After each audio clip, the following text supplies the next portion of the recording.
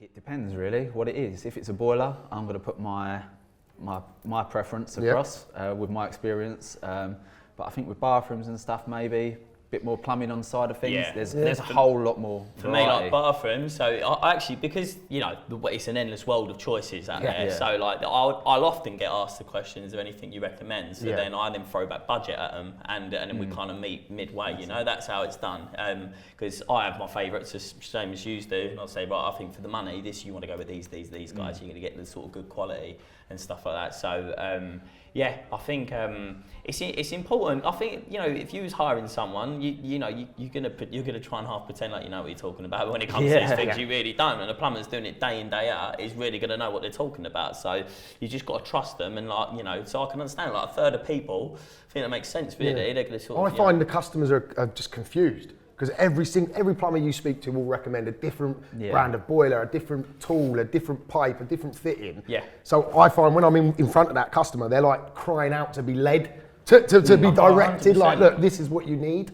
So I generally take the lead, and I will sort of influence them to make the decision in what I want. They go on the internet a lot as well, don't they? And they look up things themselves. Oh yeah. I think they just get more confused from it all. They do. But that's what I mean. If you can go in and sort of maybe say that this is what I normally fit, you can show them pictures like from previous works and things like that, or catalogues. But it is up to them as well. I think, like, you know, the point, like, say like taps, for instance, and they go, well, I've seen this one for 25 quid, so why is that 90 quid one?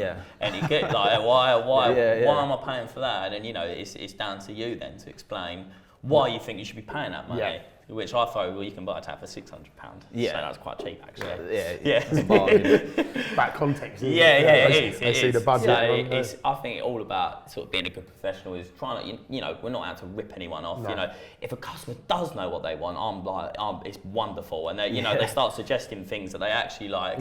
Oh, I've seen this, and it's wonderful to hear. You know, you're like, oh, great, and I'm happy to do that for you. But otherwise, being a good professional, you got to really recommend what you think's great and what. You know, I'm not out to get anyone. I just want them to have a good job done using a good product. So, you know. Do you draw the line anywhere though, and won't do certain things if a customer says, "I want the shower door they sent me over was like £8.5 grand.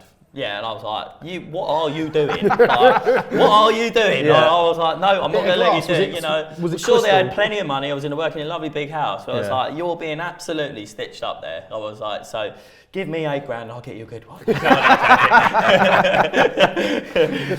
I think it's always best. I always advise, say, this is what I normally do. Like, this is what I normally use. Yeah. But obviously, if they're set in stone on something else, if they've got a family member that's had something else fitted and that's the best thing under the sun, then that's what they want and that's what they get. I think with bathrooms, you've got to let them have the choice because everybody's taste and style is so different. Definite. But as far as when it comes to like heating, you know, we sort of recommend valves and stuff and boilers and stuff that's going to be good and reliable, which is what I think most customers want. And I think it always comes back to you because even if they've picked something that's not the best, when it goes wrong, it's your fault because you fitted it. It might be nothing to do with what you've done.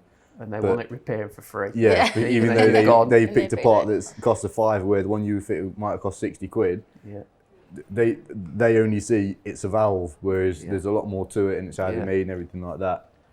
Like I said, but definitely bathrooms, you've just got to let the customer pick it. Yeah, because there's that many different styles and it's just not worth the grief. Because as soon as anything goes wrong, it comes back to you. Yeah. Whereas at least if you get it from a merchant, if there's a problem with it, you go back to the merchant. It's up to the merchant to sort.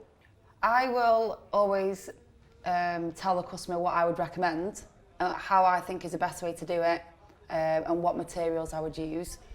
But I will listen to them as well. Completely tell them everything from start to finish, what's going to happen.